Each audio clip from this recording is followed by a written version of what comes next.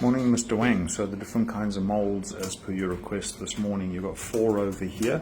There are variants of this, but these are the 4 basic types. Okay. So the most classical type is a vulcanized mold. Typically it's a kind of an orange color like this. It's a very good general purpose mold. It can last up to 12 years and it's been in use since the beginning of jewelry, right? It does tend to get a little bit brittle and cracky after maybe 15 years or so. But generally speaking, it's a good all-purpose mold. It does, however, suffer high shrinkage. You've got 3 to 5% shrinkage depending on the direction. Typically less shrinkage in Z, more shrinkage in X and Y. All right. So that's a standard vulcanized mold. These are more complicated to make. They come in rubber sheets. They have to be compressed. They have to be heated, and then they have to be cut apart. These are the most expensive molds to make. All right. After that, you have a cold pour mold, what we call a cold pour mold. There's 2 components that get poured together and it sets overnight like a traditional silicon. All right.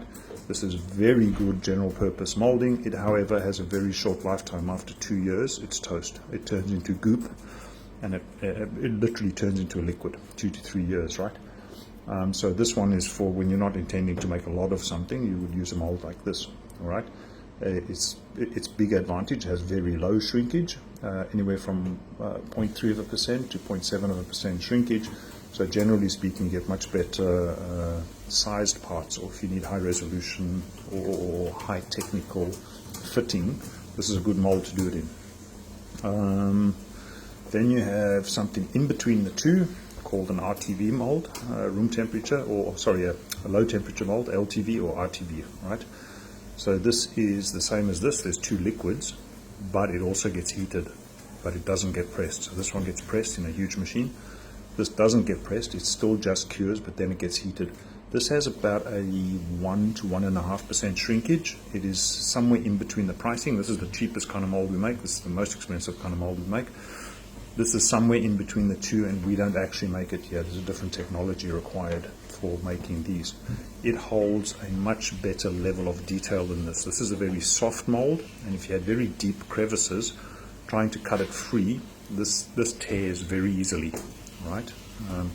This is very hard to tear. This is somewhere between the two, all right? So still nice low shrinkage, but a better hardness. It's stiff. You can see like this is just flippy floppy, and in fact I threw a piece of it out over there. So this is super flippy floppy. This one is not so super flippy floppy, it's harder. And then these are somewhere in between, but this one is far. You could bend this in half without it tearing. If you bend these 2 in half, they'd probably tear. All right. Then back to your, what we call, its nickname's titanium mold because of the color of gray. It's the same as a vulcanized mold, but it uses a different material. Right, this is generally used, and you can see that it's got very low bend rates, right?